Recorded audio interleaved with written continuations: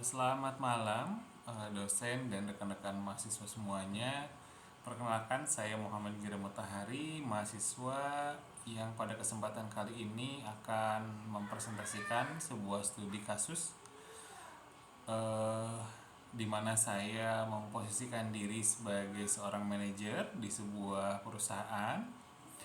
Saya akan membahas permasalahan yang cukup umum sebetulnya, namun sangat krusial di dalam dunia kerja, yaitu ketika hasil kinerja seorang karyawan tidak sesuai dengan kompetensi yang diharapkan.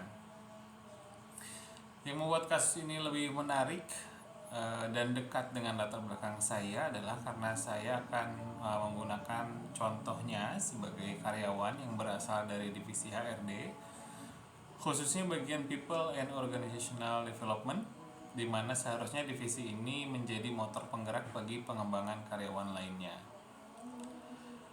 Dalam simulasi ini, saya sebagai manajer membawahi tim di Departemen HR yang menangani People and Organizational Development, dan salah satu staf saya, sebut saja namanya Dita, berusia 27 tahun, merupakan lulusan S1 Psikologi yang bergabung dengan perusahaan sejak 1 tahun terakhir. Dita ini dikenal sebagai sosok yang ramah, penuh inisiatif, dan memiliki banyak ide pengembangan program. Namun setelah 1 tahun bekerja, hasil kinerjanya tidak menunjukkan perkembangan yang signifikan. Bahkan beberapa output yang dihasilkan tidak memenuhi standar ekspektasi. Gitu. Contohnya, proposal pelatihan sering tertunda pengerjaannya, gitu. Kemudian juga laporan evaluasi kinerja karyawan hanya selesai setengah. Kemudian yang bersangkutan, Dita, juga sering terlihat bingung saat harus mengolah data dan membuat analisis dari hasil asesmen. Beberapa rekan kerjanya mulai merasa terbebani karena harus menyempurnakan pekerjaan Dita. Nah, hal ini juga tentu mengundang perhatian saya sebagai manajer. Kemudian terlebih lagi, peran Dita kan seharusnya menjadi sebuah katalis dalam proses pengembangan sumber daya manusia. Namun jika fungsi ini lemah, maka efek domino akan terasa di seluruh unit, gitu. Baik, saya mulai mungkin dari langkah pertama dulu, yaitu melakukan diagnosis situasi. Langkah pertama yang akan saya lakukan sebagai manajer adalah tidak langsung menilai buruk kinerja dari yang bersangkutan, melainkan melakukan diagnosis secara mendalam terhadap situasi yang terjadi. Mungkin saya akan memulai dengan yang pertama, mengamati performa hariannya secara objektif. Dilihat bagaimana kinerja hariannya, bagaimana dia melakukan pekerjaan sehari-hari, apakah ketika kita kasih tugas, apakah dia bisa menyelesaikannya sesuai dengan deadline yang ditentukan, gitu. Kemudian meminta feedback dari rekan kerja dan supervisor sebelumnya, gitu. Jadi sebagai manajer, di bawah saya ada beberapa supervisor. Nah, saya bisa meminta feedback kepada mereka yang secara keseharian bersinggungan langsung pekerjaannya dengan Dita, gitu. Bisa dimulai dari rekan kerja yang duduknya di sampingnya, kemudian dengan departemen-departemen lain yang biasanya berinteraksi dengan Dita, gitu. Dan yang terakhir, saya bertanya dan diskusi dengan supervisornya mengenai apa yang menjadi kendala dari Dita ini, gitu. Setelah merangkum dan membuat sebuah report, kemudian langkah terakhir yaitu menyusun jadwal one-on-one conversation secara pribadi dan terbuka dengan Dita. Nah, dalam pertemuan tersebut saya tidak akan langsung menegur atau menekan Dita, namun membuka ruang diskusi. Mungkin dengan kalimat yang lebih sederhana dan juga lebih terbuka. Misalkan, Dita, saya ingin lebih tahu bagaimana kamu melihat pekerjaan kamu selama ini. Kita akan diskusikan dengan tenang, terbuka, jadi tidak perlu ragu. Dan sesi diskusi ini bukan untuk menghakimi atau menyalahkan seseorang, tapi untuk mencari solusi bersama agar kinerja yang diharapkan itu bisa tercapai. Kemudian dari pertemuan itu saya bisa menemukan yang pertama, contoh kasus Dita ini memiliki keraguan terhadap kemampuan dalam aspek teknis seperti olah data, kemudian desain pelatihan untuk karyawan gitu, yang memang menjadi main jobnya sehari-hari. Dita merasa kurang mendapatkan arahan yang jelas di awal masa kerjanya dulu, jadi berimbas pada kinerjanya di tahun ini. Kemudian ada ketakutan dalam dirinya untuk bertanya karena tidak ingin dianggap tidak mampu. Nah, ini juga menjadi salah satu kendala. Bagaimana pimpinan bisa tahu kalau bawahannya itu bermasalah apabila bawahannya tidak ada feedback ke atasannya gitu. Sedangkan feedback bisa datang dari bawahan, tidak langsung ke manajer, bisa ke rekan kerjanya atau ke rekan temannya yang lebih senior, ataupun langsung ke supervisornya. Nanti supervisor bisa menyampaikan kepada manajer. Kemudian langkah kedua, membuat program pendampingan atau mentoring program. Setelah mengetahui masalah sebenarnya, saya mungkin akan memutuskan untuk membuat program mentoring khusus untuk Dita yang terdiri dari 4 tahapan mentoring. Yang pertama adalah tahap orientasi ulang atau reorientation, yaitu sebuah tahapan yang mana memberikan kembali penjelasan mendalam mengenai job desk-nya Dita, kemudian ekspektasi hasil kerjanya seperti apa, KPI-nya itu apa, dan standar kualitas yang harus dicapai. Di sana mungkin kita mulai dari apa yang harusnya dikerjakan atau ekspektasi perusahaan terhadap dia itu apa, kemudian dianalisis juga kemampuan dia saat ini seperti apa, kemudian akan muncul gap analisis, gap kualitas seperti itu. Lanjut ke tahap shadowing. Dita akan mendampingi satu senior staff di Departemen HRD, khususnya di People and Organizational Development selama 2 minggu untuk menyaksikan dan mencatat langsung cara kerja yang efektif itu seperti apa, termasuk dari cara mengolah data, kemudian menyusun sebuah program pelatihan, dan berkomunikasi antar tim seperti itu. Karena People and Organization Development ini merupakan posisi yang strategis di mana sangat sering sekali bersinggungan atau berkomunikasi dengan departemen-departemen lainnya seperti itu. Di tahap ketiga kita masuk ke tahap coworking. Di tahap ini selama 1 bulan Dita akan bekerja secara tandem dengan mentor atau seniornya untuk mengerjakan sebuah proyek bersama. Itu dimana dia pun bisa mulai diberi peran aktif dan sekaligus juga bisa dipantau langsung oleh mentornya tersebut dalam melakukan kegiatannya sehari-hari. Kemudian reportnya akan dibuat dan diserahkan langsung ke supervisor atau langsung ke manajernya. Di tahap terakhir, yaitu tahap mandiri bertahap, di tahap ini Dita diberikan tugas mandiri namun tetap dalam pengawasan mentor untuk memastikan proses belajarnya itu tetap terarah dan mendapatkan umpan balik. Dalam 4 tahap mentoring ini kita akan membaginya menjadi 4 bulan, di mana setiap tahapnya akan dilakukan dalam setiap bulannya. Kemudian langkah ketiga dari langkah-langkah yang akan ditempuh oleh Dita yaitu penguatan motivasi dan mindset growth. Dalam pengamatan saya, ternyata masalah Dita bukan hanya semata-mata pada keterampilan teknis, tapi juga mindset dan rasa percaya diri. Dita merasa tidak cukup baik, terutama ketika membandingkan dirinya dengan senior-senior yang lain. Sebagai manajer yang juga berperan sebagai pelatih atau coach, saya perlu membangun ulang rasa percaya dirinya. Saya menggunakan pendekatan mindset growth atau growth mindset sebagai langkah ketiga saya untuk menyampaikan apa yang diharuskan oleh Dita dimiliki sebagai seorang karyawan.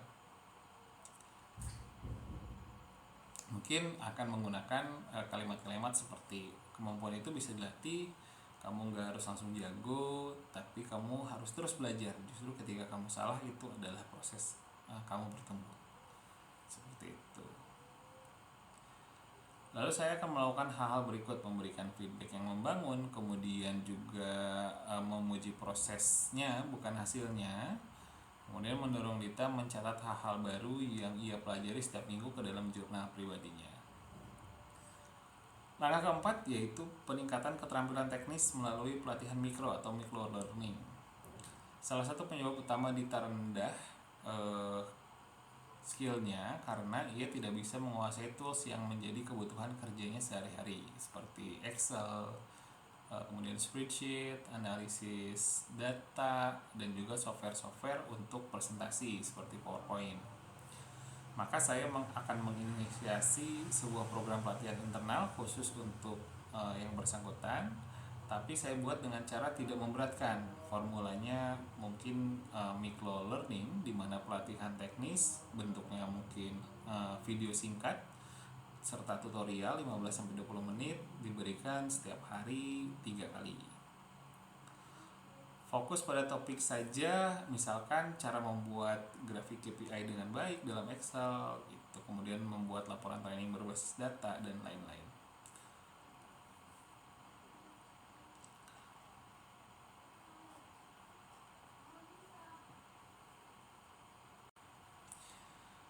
Saya pastikan bahwa pelatihan ini dilakukan selama jam kerja sehingga tidak menambah beban Dita, dan juga Dita akan selalu diberikan tantangan-tantangan kecil setiap setelah selesai sesi video seperti kuis atau mengerjakan sesuatu, membuat simulasi data gitu. Kemudian akan saya review. Nah, kemudian lanjut ke langkah kelima yaitu review kinerja berkala dan evaluasi reflektif. Seperti yang saya kemukakan sebelumnya, setelah mentoring, coaching, dan pelatihan yang berjalan selama 4 bulan, saya akan lanjut ke langkah kelima yaitu penilaian ulang atau re-review terhadap kinerja Dita. Namun kali ini saya tidak hanya akan menilai hasil akhir saja, tetapi juga perkembangan proses yang ia alami dari bulan ke bulan. Saya akan menggunakan pendekatan berikut. Yang pertama, weekly check-in. Setiap Senin pagi selama 10 menit untuk review dan menyemangati. Kemudian yang kedua, monthly performance summary dalam bentuk diskusi ringan, bukan formalitas sebagai HR. Kemudian ada evaluasi reflektif, yaitu meminta Dita sendiri untuk menuliskan apa saja kemajuan yang ia rasakan selama sebulan terakhir, kemudian apa tantangan yang masih dirasakan, kemudian apa yang dia banggakan bulan ini, kira-kira seperti itu. Dan setelah itu hasilnya keluar dalam 2 bulan. Saya posisikan Dita ini bisa menyusun modul training secara cepat, kemudian tepat dan mandiri. Kemudian dalam 2 bulan pertama mentoring ini bisa menyampaikan presentasi dengan rasa percaya diri dan mampu menyelesaikan laporan dengan tepat waktu. Dan rekan kerjanya pun harusnya bisa memberikan feedback yang positif bahwa Dita kini lebih terbuka untuk berkolaborasi dan mulai aktif dalam diskusi tim. Kita akan lanjut kepada bab selanjutnya yaitu refleksi saya sebagai seorang mahasiswa yang memposisikan diri sebagai seorang manajer. Ketika saya menyusun simulasi penanganan masalah performa karyawan ini, saya benar-benar menyadari bahwa menjadi manajer bukan hanya soal memberi perintah saja, kemudian menilai hasil kinerja karyawan gitu, tetapi juga tentang menjadi fasilitator perkembangan orang lain. Sebagai mahasiswa yang sedang belajar psikologi organisasi dan industri dan organisasi, saya membayangkan bahwa ketika saya berada di posisi seorang pemimpin, saya akan menghadapi berbagai tipe karyawan. Yang jelas akan ada yang kompeten dan juga adaptif, namun akan ada juga yang seperti kasusnya Dita dalam kasus ini, karyawan yang belum optimal tapi sebenarnya punya potensi besar yang bisa digali dan bisa dikembangkan. Saya belajar bahwa performa rendah tidak selalu berarti kompetensi atau kompetensinya nol, tetapi bisa jadi karena memang yang pertama tidak ada dukungan sistem, kemudian minimnya kepercayaan diri, kemudian lingkungan kerja yang tidak sportif, atau bahkan tidak ada orang yang membimbing mereka. Begitu. Oleh karena itu, dalam simulasi ini saya tidak langsung mengambil pendekatan administratif seperti performance warning atau bahkan mutasi posisi, karena menurut saya dampak terbesarnya bukan hanya pada sistem kerja tapi pada psikologis individu yang sedang berkembang. Seperti itu.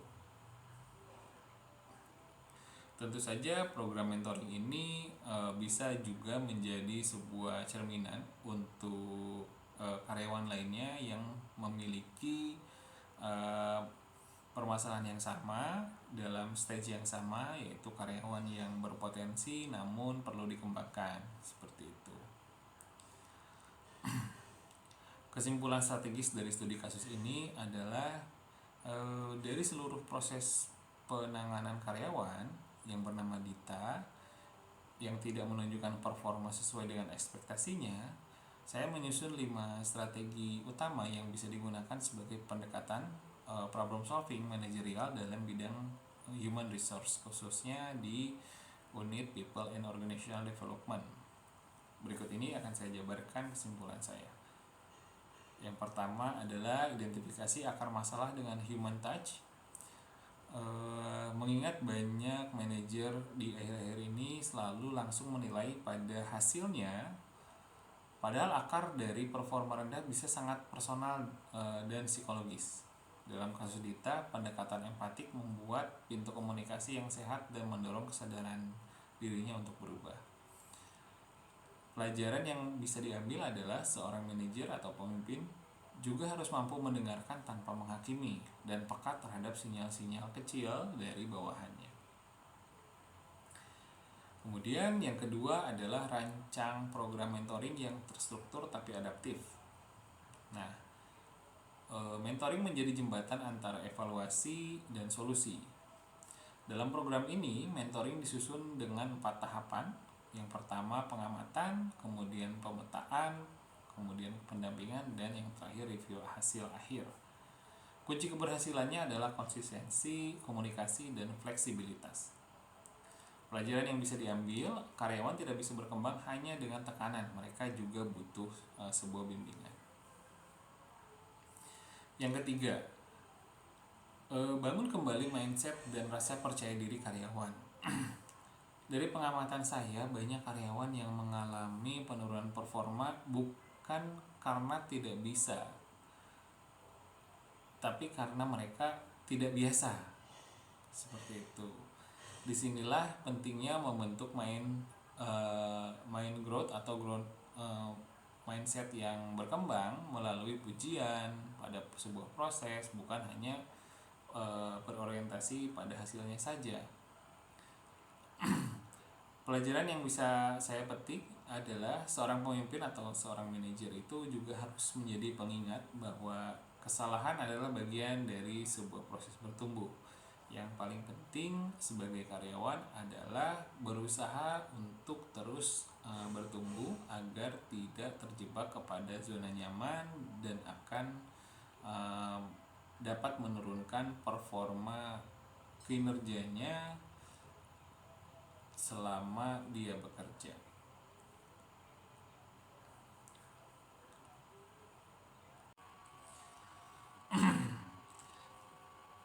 Yang keempat yaitu pelatihan teknis yang tidak perlu rumit asalkan kita tetap menjaga konsistensi. Salah satu keberhasilan dalam kasus ini adalah penggunaan pelatihan mikro atau micro learning yang lebih ringan tapi juga berdampak dibandingkan pelatihan yang berjam-jam, bisa seluruh hari dilaksanakan training 8 jam kerja yang kadang hanya formalitas saja gitu. Jadi video 20 menit dengan tugas yang nyata setelahnya itu bisa jauh lebih efektif. Kemudian pembelajaran yang bisa diambil adalah fleksibilitas pelatihan. Itu bisa menjadi solusi ketika waktu dan sumber dayanya sangat terbatas. Kemudian evaluasi kinerja, jangan sekedar hanya angka saja. Evaluasi yang bermakna bukan hanya bicara soal angka skor dalam tabel KPI, tetapi juga soal perjalanan perkembangan seorang atau individu.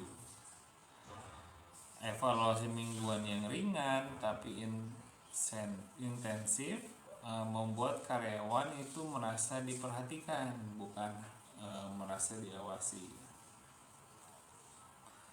Nah, pelajaran yang bisa diambil dari evaluasi kinerja itu adalah evaluasi yang bentuknya dialogis itu akan mampu membangun relasi kerja yang lebih sehat dan produktif dibandingkan dengan evaluasi yang hanya berdasarkan angka atau skor saja.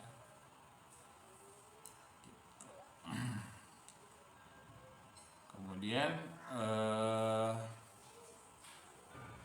sebelum saya akhiri, saya akan membuat sebuah studi komparatif apa saja yang bisa kita pelajari dari perusahaan lain. Kalau di bagian ini saya ingin mengajak kita semua melihat keluar bagaimana perusahaan lain baik nasional maupun skala global menghadapi tantangan serupa, yaitu karyawan yang performanya belum sesuai dengan harapan namun memiliki potensi yang sangat besar. Kita ambil satu contoh, yaitu kasus Google dalam proyek oksigen. Google melakukan studi internal besar-besaran yang diberi nama proyek oksigen untuk mengetahui ciri manajer terbaik. Dan menariknya, salah satu temuan utamanya adalah manajer terbaik adalah mereka yang menjadi pelatih, bukan pengawas.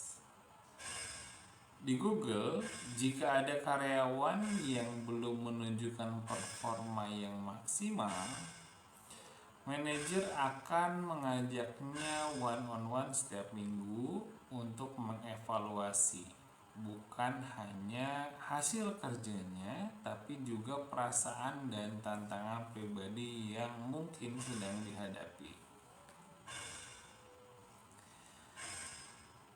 Pembelajaran untuk saya tidak boleh hanya mengeluh atau frustasi terhadap performa seseorang, namun saya sebagai seorang calon pemimpin juga harus aktif dalam mendampingi dan menanyakan apa yang bisa saya bantu untuk memudahkan pekerjaan kamu. Seperti itu contohnya. Lanjut, studi kasus yang kedua yaitu Tokopedia, di mana salah satu temanya adalah Culture of Continuous Feedback. Tokopedia menekankan pada sistem real time, feedback, dan peer support dalam program internalnya. Semua karyawan termasuk yang performanya kurang didorong untuk menerima dan memberi umpan balik secara rutin dalam platform digital yang mereka gunakan. Karyawan yang mengalami penurunan performa seperti yang terjadi pada kasus Dita tidak langsung diberi surat peringatan, tetapi dilibatkan dalam proses evaluasi terbuka yang sifatnya membangun. Pembelajaran yang bisa diambil, alih-alih menegur dengan pendekatan atasan ke bawahan, saya lebih ingin menjadi seorang pemimpin yang bisa menciptakan ruang aman untuk diskusi mengenai performa mereka, bahkan jika harus membicarakan kekurangan mereka. Kemudian lanjut ke studi kasus lain, yaitu Ruang Guru yang memiliki program Accelerated Development Program, di mana divisi Human Capital Ruang Guru ada program yang disebut Accelerated Growth Path. Untuk karyawan yang dianggap belum perform tapi punya potensi, mereka mendapat pelatihan intensif mingguan, coaching, serta role swap ke divisi lain untuk memperluas pengalaman mereka. Karyawan tidak langsung dianggap gagal, tetapi diberi second chance dengan pertolongan yang lebih terstruktur. Nah, kemudian apa yang bisa saya ambil yaitu apabila saya menjadi seorang pemimpin, saya ingin mengusulkan program serupa yang bisa kita misalkan diberi nama langkah kedua atau second change. Nah, untuk membantu karyawan seperti kasus Dita ini berkembang tanpa harus dikeluarkan dari tim. Seperti itu. Perubahan paradigma ini telah mengajarkan saya banyak hal. Sebelum mengerjakan tugas ini, saya pikir menjadi seorang pemimpin atau seorang manajer adalah tentang mengatur sebuah jadwal, kemudian mengarahkan orang dan mengejar target. Tetapi sekarang saya sadar bahwa menjadi seorang pemimpin itu adalah soal mempengaruhi orang agar bisa bertumbuh. Melalui kasus ini, saya belajar bahwa empati bisa berjalan berdampingan dengan target kerja. Kemudian bahwa menjadi pendengar yang aktif sama pentingnya dengan menjadi seorang pemimpin. Dan bahwa kesuksesan tim adalah hasil dari usaha kolektif, bukan hasil kerja keras satu atau dua orang saja.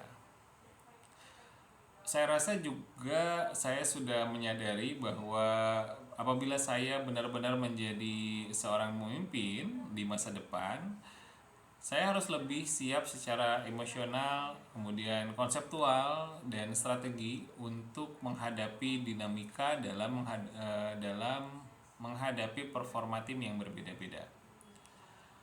Sebagai penutup, izinkan saya menyampaikan bahwa simulasi ini, analisa ini bukan hanya latihan menyelesaikan kasus bagi saya, tetapi juga latihan untuk memahami nilai-nilai kemanusiaan dalam kepemimpinan. Saya belajar menjadi pemimpin yang baik bukan hanya bisa mendelegasikan tugas, tapi juga bisa menghidupkan potensi orang lain. Jika saya seorang manajer di masa depan, saya ingin menjadi pemimpin yang tidak hanya mengejar target organisasi, tapi juga membangun manusia yang ada di dalamnya, satu persatu dengan kesabaran dan juga strategi. Terima kasih kepada rekan-rekan semua yang sudah mendengarkan. Semoga dengan presentasi ini kita bisa belajar lebih banyak. Kemudian semoga apa yang saya utarakan ini bisa memberikan inspirasi dan juga pemahaman tentang bagaimana menangani masalah performa karyawan secara menyeluruh. dengan pendekatan yang tidak hanya logis tapi manusiawi, dengan pendekatan yang direct approach atau satu orang, karena setiap orang mungkin masalahnya berbeda-beda, jadi setiap orang juga perlu metode-metode yang relevan dengan masalah yang mereka hadapi saat ini. Begitupun sebagai seorang karyawan, setiap orang pasti memiliki masalah sendiri-sendiri. Oleh karena itu, akan lebih baik apabila sebagai seorang pemimpin kita melihat sebuah masalah dengan melihatnya dari berbagai sisi agar mendapatkan informasi yang lebih komprehensif. Seperti itu. Sekian dari saya, pamit. Assalamualaikum warahmatullahi wabarakatuh.